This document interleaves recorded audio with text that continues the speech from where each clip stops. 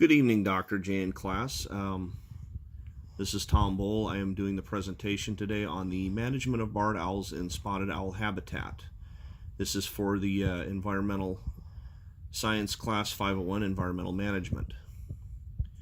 To just give kind of a brief overview of what we're going to be discussing today, spotted owl food and habitat, it's being encroached upon by the barred owls. The spotted owls have been a threatened species for many years, and the barred owls, which are a more common species found throughout most of the United States, they're competing with them for food and habitat.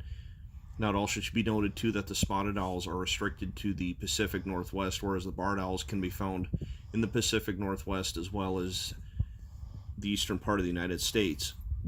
One of the proposals that has been brought to the table with U.S. Fish and Wildlife Service and other associated agencies is to shoot the barn owls in order to assist the spotted owls in the proliferation of their species.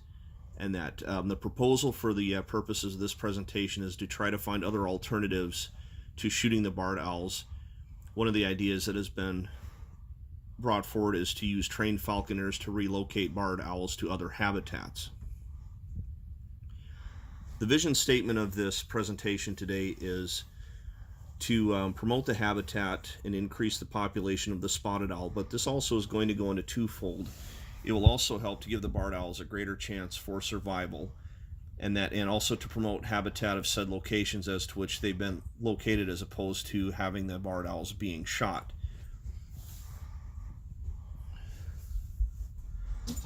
So what we are looking at for the management alternatives here are when the barred owls, and preferably female, and this can be identified when the falconers have trapped them. When they're removed, they would stay in the custody of the falconers.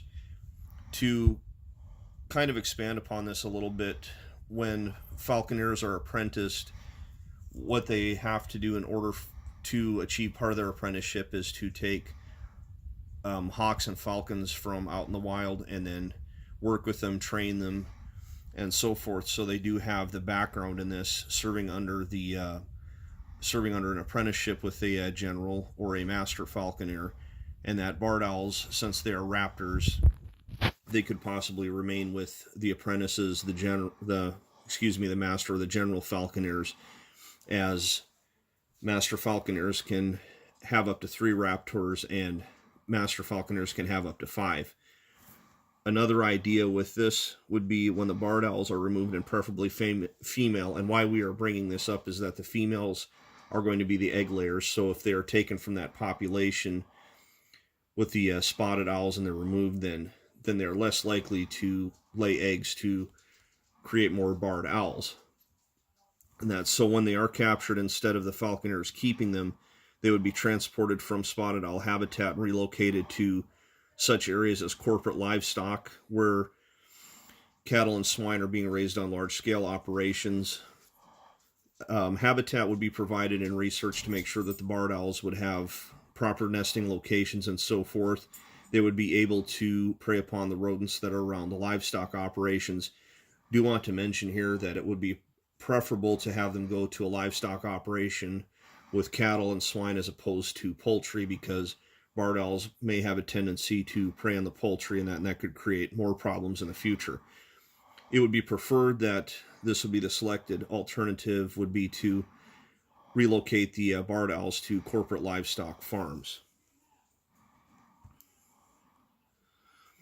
The success criteria could be measured with this after a designated period of time by how much the population of the spotted owls has increased.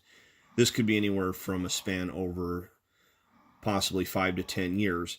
It could also be measured, on the other hand, with the barred owls, finding out how successful they are with the relocation of the habitats to corporate farms after a designated period of time. Another would be 5 to 10 years to see how well they are doing. To kind of expand upon this as well, too, with the barred owls, there could be some other kind of account done to where they see if the rodent populations have gone down in the livestock corporate farms. So these are the references that we've been using over the course of the study for this proposal, and I would like to thank everybody for their time today.